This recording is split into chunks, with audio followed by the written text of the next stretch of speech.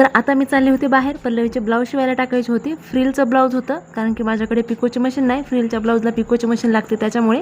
पण तिथे गेल्याच्या नंतर असं कळालं की ते आपण ताईला जमत नाही ब्लाऊज. तर मी परत घरी आणलं आणि आता ते मी घरी शिवायचं ठरवलंय. फ्रिलला तेवढं मी पिको करून आणीन बाहेरून. आणि आता दुसरी गोष्ट जी की बऱ्याच जणांना माहिती आहे, सँड पेपरने तवा आणि कढई खूप जास्त स्वच्छ निघते. मी सुद्धा बऱ्याच वेळेस याचा वापर केला, पण याच्यातून असं लक्षात आलं की तवा किंवा कुठलंही भांड पटकन पातळ होतं या पेपरमुळे. बरं असू द्या. आता एक रेसिपी शेअर करायची होती. डाळ पालकची बऱ्याच जणींना पाहिजे होती, तर एक जोडी पालक घेतली मी, त्याच्यात 4 मिरच्या टाकल्या, एक टोमॅटो टाकले. तर इथे मसूर डाळ आणि मुगाची डाळ मी मिक्स घेतलेली आहे. फक्त मुगाची किंवा मसूरची घेतली तरी चालेल. 3 शिट्ट्या करून घेतल्यात आणि फोडणी देण्यासाठी जास्त काही मसाले वगैरे नाही वापरले. कढईमध्ये तेल गरम होऊ दिले, जिरे मोहरी छान तडतडू दिले. आता कुटलेला अद्रक लसूण याच्यामध्ये टाकायचे, हळद टाकायची, लाल तिखट टाकायचे, काळा मसाला अर्धा चमचा टाकायचा. याला छान खमंग परतून घ्यायचे. कोथिंबीर टाकायची, कोथिंबीरला पण थोडंसं तळून घ्यायचं आणि आता आपण हटून घेतलेलं वरण याच्यामध्ये टाकायचं. चवीनुसार मीठ टाकायचं, वरून थोडीशी कसुरी मेथी टाकायची आणि तयार आहे सिंपल असं डाळ पालक. एकदम टेस्टी होतं, नक्कीच करून बघा.